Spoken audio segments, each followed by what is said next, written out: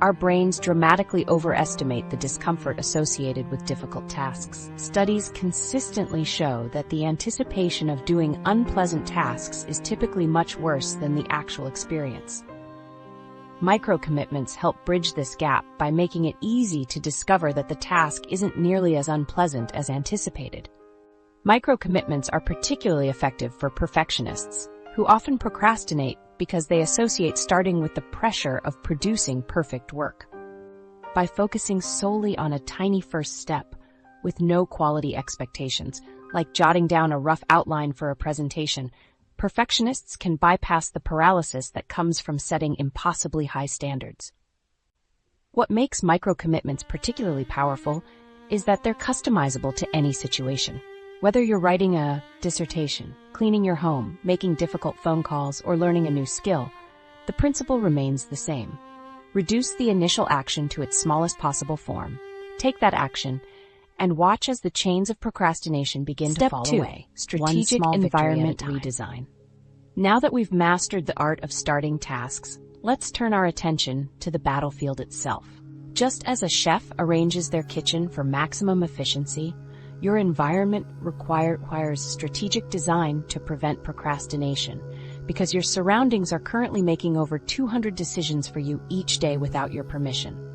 Research shows that each time your attention shifts away from your primary task, it takes an average of 23 minutes to fully return to your previous level of concentration. This means a single notification can destroy nearly half an hour of productive work, far more than the few seconds it takes to check the message. These environmental disruptions explain why willpower alone often fails against procrastination. Your digital landscape significantly affects your productivity. Each notification on your device functions like a siren song, engineered specifically to capture your attention. These alerts are strategically designed to exploit your brain's reward system. When your phone pings with a new message or your email tab shows an unread count, your brain receives a small dopamine hit, creating a seeking behavior that pulls you away from focused work. Think about this. Researchers have found that we make hundreds of food choices daily with minimal conscious awareness. The same psychological principle applies to our work decisions.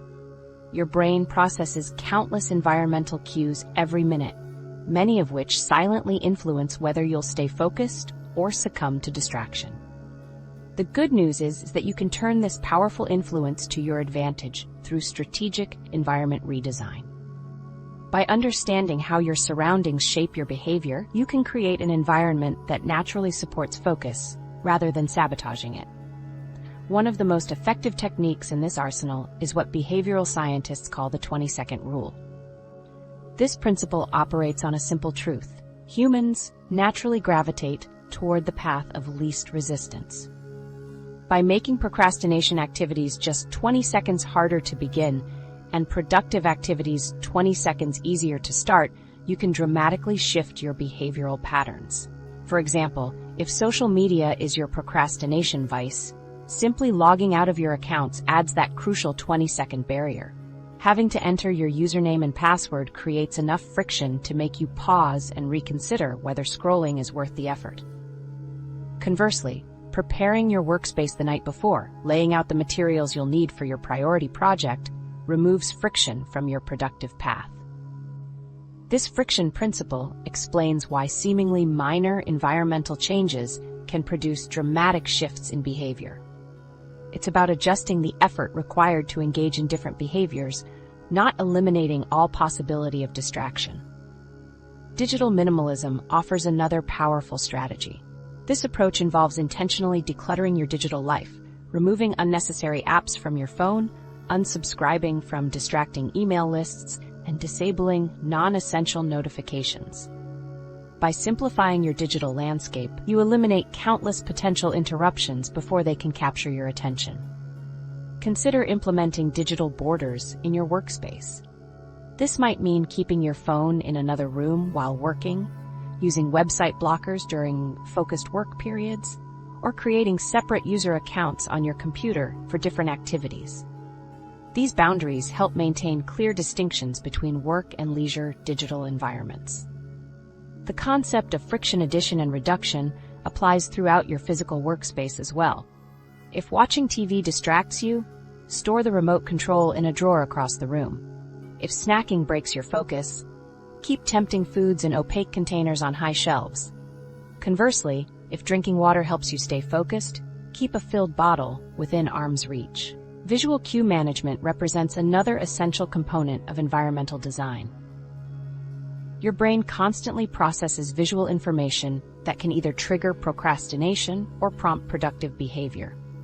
Create a dedicated workspace with visual reminders of your goals. Something as simple as a visible timer can serve as a powerful focus trigger, while removing visual clues of distracting activities can prevent procrastination before it starts. Many people find they focus better in coffee shops or libraries than at home. These environments contain strong contextual signals that align with productive work. By deliberately designing your visual environment, you can create similar focus-triggering cues in any workspace. What makes environment redesign particularly effective is that it works beneath conscious awareness. Unlike strategies requiring constant vigilance, environmental adjustments continue influencing your behavior, even when you're not actively thinking about them. This passive effectiveness makes environmental design an especially valuable component of any anti-procrastination system. The cumulative impact of these environmental adjustments can be profound. By systematically eliminating procrastination triggers and creating supportive, productive cues, you transform your environment from an adversary into an ally. The most effective environmental changes often appear minor, but target specific behavioral triggers. Placing your phone face down, using noise-canceling headphones, or creating physical separation between work materials and leisure items helps maintain the psychological boundaries essential for staying focused. Step 3. Emotional regulation techniques. Environmental design addresses the external factors of procrastination, but what about the war happening inside your mind? Research reveals a surprising truth. People don't procrastinate because they can't manage time. They procrastinate to escape uncomfortable feelings like anxiety, boredom, and self-doubt. This emotional dimension explains why even with perfect calendars, phone-free spaces, and organized desks, we still avoid important tasks. Neuroscience confirms that procrastination is fundamentally an emotional regulation problem. When we encounter tasks that trigger negative emotions, our brain's natural response seeks relief from discomfort. In your brain, facing a challenging task activates your limbic system, which registers negative emotions and signals danger. Your brain, protecting you from this perceived threat, offers a solution. Avoid the task. The relief you feel when closing a document to check social media? That's your brain rewarding avoidance of emotional discomfort. This temporary coping mechanism provides immediate relief at the expense of future well-being. The task remains undone, creating more stress as deadlines approach, reinforcing the procrastination cycle. Perfectionism particularly drives procrastination.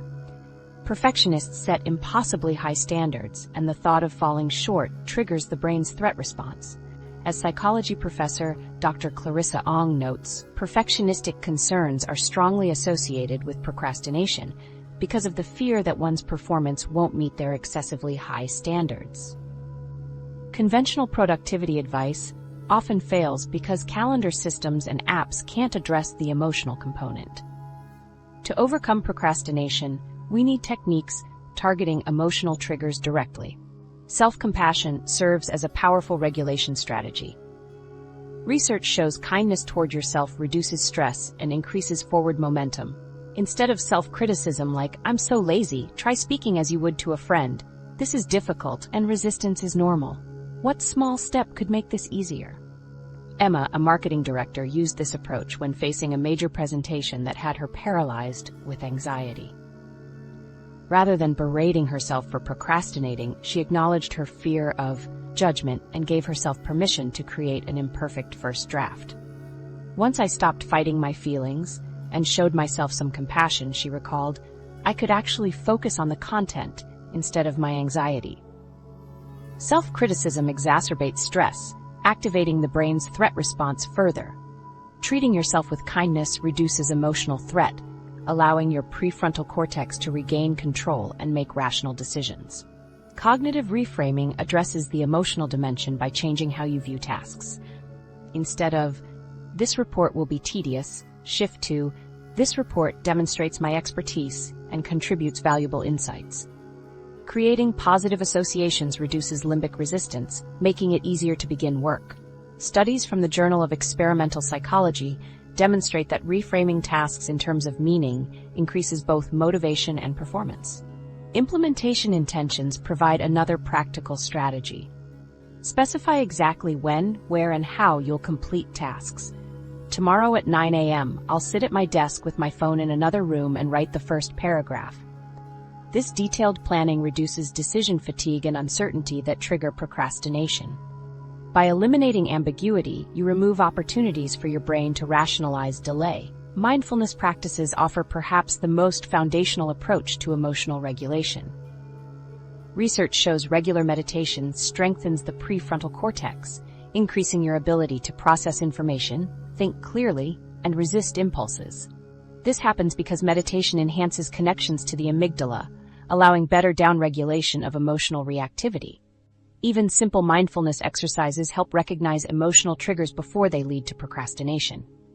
Noticing thoughts like, "I don't feel like doing this," or physical sensations like shoulder tension creates space between the trigger and your response. This awareness allows you to choose your reaction rather than automatically avoiding tasks. Mindfulness can be integrated into daily activities. Being fully present during walks, exercise, cooking, or journaling develops attentional control and emotional awareness. These practices calm the mind and reduce the power of triggers that lead to avoidance. The 10-10-10 rule asks how you'll feel about procrastinating in 10 minutes, 10 months, and 10 years. This method helps you see beyond immediate discomfort and consider longer-term impacts. Recognizing that temporary relief leads to greater stress later makes productive action more appealing now. What makes these emotional regulation techniques powerful is that they address procrastination at its source. While environmental strategies remove external triggers, these techniques tackle the internal drivers that prove more persistent. By combining these approaches, self-compassion to reduce threat, cognitive reframing to transform your relationship with tasks, implementation intentions to create specific plans, and mindfulness to recognize triggers before they cause avoidance, you create a comprehensive emotional management system that breaks the procrastination cycle at its core. Real-world applications, work, fitness, and creativity. A comprehensive emotional management system is essential, but it's not one-size-fits-all across your life. Consider this. The same person who decisively completes work deadlines might have a dusty guitar in the corner they haven't touched in months, or workout clothes with tags still attached. What makes procrastination so persistent is how differently it manifests across the various domains of your life, requiring domain-specific applications of the three-step method. Procrastination wears different masks depending on what you're avoiding. Each domain activates unique emotional responses and environmental triggers that need specifically tailored interruption strategies.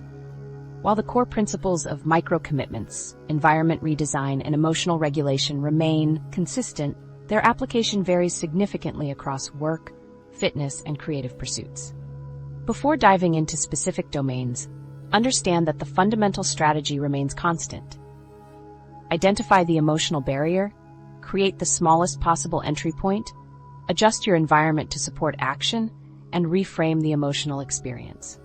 The differences lie in how these principles are tailored to address domain-specific challenges. In the workplace, procrastination often manifests through fear of evaluation, uncertainty about starting points, or anxiety about complexity. Like a mountain climber who must find the first handhold before ascending, your micro-commitments should focus on creating initial engagement with the task. Instead of tackling an entire report, commit to writing just a single sentence or outlining one section. For instance, when facing a quarterly analysis report, open the document and write just the title or the first paragraph heading. This minimal commitment initiates momentum without triggering resistance. Once you've started, the Zeigarnik effect naturally makes it continuing easier. Environment redesign in the workplace involves creating a dedicated deep workspace where distractions are minimized. This might mean using website blockers, turning your phone to airplane mode, or working in a conference room rather than at your regular desk. The physical separation creates a psychological boundary supporting focused attention. The emotional regulation component for work tasks centers on reframing. Shift your focus from the difficulty to the value by thinking, "This report allows me to demonstrate my analytical skills and contributes valuable insights to our team's strategy." Transitioning to fitness procrastination, we encounter a different landscape entirely. Here, the emotional barriers include anticipated discomfort, perfectionism about performance, or the immediate gratification of relaxation. Like a swimmer testing cold water with their toes before diving in, the 5-minute start rule perfectly embodies the micro-commitment approach.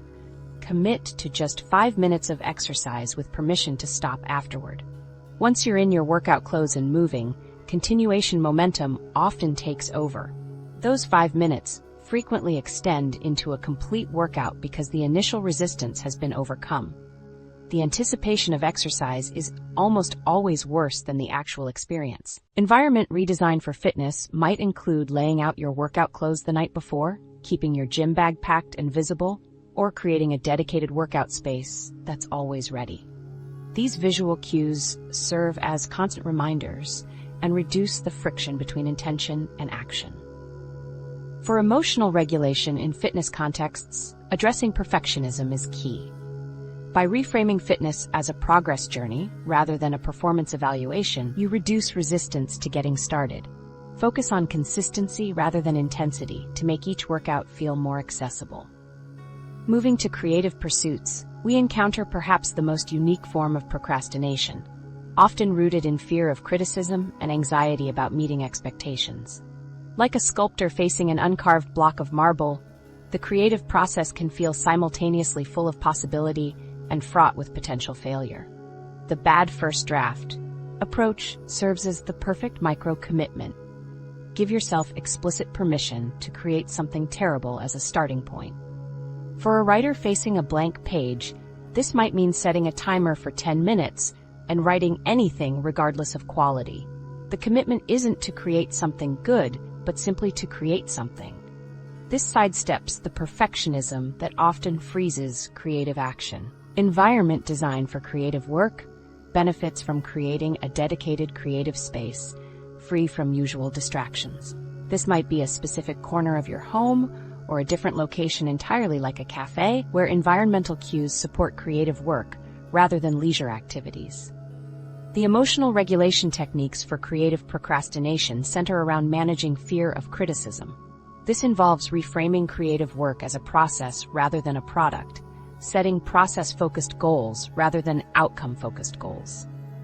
By shifting attention to the experience of creating rather than evaluation, you reduce emotional barriers to starting. The 3-step method's effectiveness comes from its adaptability. By identifying specific emotional triggers and environmental factors that impact your procrastination in each domain, you can create a personalized procrastination interruption system addressing your unique psychology. This targeted approach ensures you're not trying to force generic productivity advice to fit situations where it simply won't work. So here's what we've learned. Procrastination isn't a personal failure. It's your brain attempting to regulate emotions.